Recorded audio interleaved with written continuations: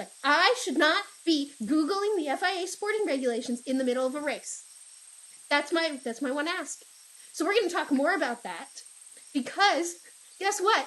We had confusing penalty allocations where only one driver got a penalty, and it was Carlos Sainz, but for some reason Logan was allowed to drive straight into the back of Nick DeVries' car and no penalty, and Pierre was allowed to not look in his mirror and completely take out his teammate. Actually, if you go back and you watch the whole thing, everything that happens, with the exception of Logan taking out Nick DeVries, all pretty much happens because of what Pierre did.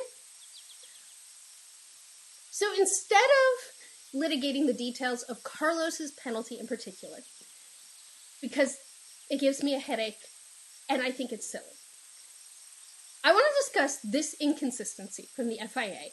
And it seems like, again, they've made this backroom agreement where if you DNF, they decide, you've suffered enough, we're not going to give you a penalty. I'm just going to throw that at you. How? Why?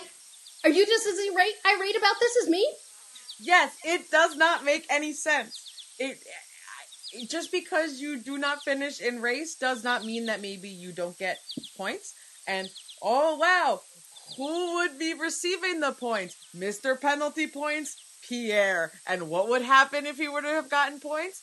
He would be missing the next race. So, and there's just too many points of, like, if this was somebody else, the odds of, like, I feel like a penalty being a bigger deal would be put into play. Because, of course, the whole Alpine situation, this was another team. Yeah. And Pierre drove into them. But that doesn't explain Logan not getting points. Yeah, that I don't have the answer for. And if they said, Pierre's going to get this unimportant in-race penalty, but we're not going to penalize his license for XYZ reason, because they have changed the penalty rules, and I think half of Pierre's license points technically wouldn't be there. So yes. I really don't think anyone would be, like, super upset if the FIA came out and were like, this is a 5-second penalty for causing a collision, because the regulation is if you are found to cause a collision, it is an automatic 5-second penalty. And then underneath that, they said no penalty points will be applied to Pierre's license. I really don't think anyone would be up in arms about it. Similarly, if they were like 5-second penalty for causing a collision at Logan, it doesn't matter, he didn't get points. Okay. But, and guess it's not like this is like the last race of the season.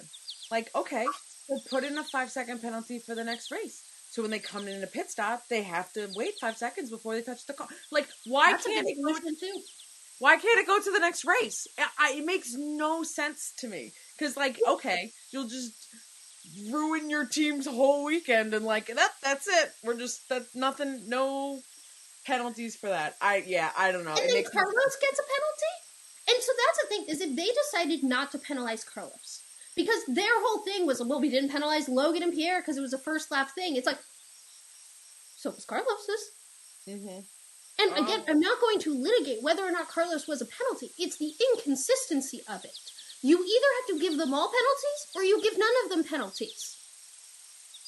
And, like, Carlos is sad radio. It's the one thing that is... That you remembered. That is burned into my brain, because it made my heart so sad. Yeah. To his point, and Vasseur said this afterwards, it was like, that was the quickest penalty decision we've ever heard. It took them hours to decide to not apply the rules to Fernando Alonso, but Carlos gets a 5-second penalty instantly.